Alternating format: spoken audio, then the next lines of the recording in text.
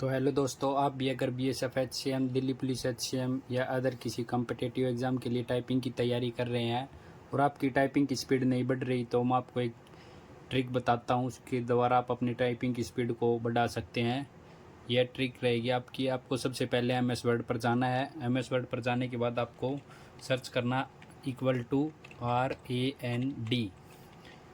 ये सर्च करने के बाद आपको लिखना है .OLD, शिफ्ट के साथ आपको ब्रैकेट ओपन और 1,1 फिर ब्रैकेट क्लोज और एंटर दबा देना है। इस लाइन के ऊपर आपको बार बार प्रैक्टिस करनी है, जिससे आप अपनी टाइपिंग की स्पीड को ग्रो कर सकते हैं।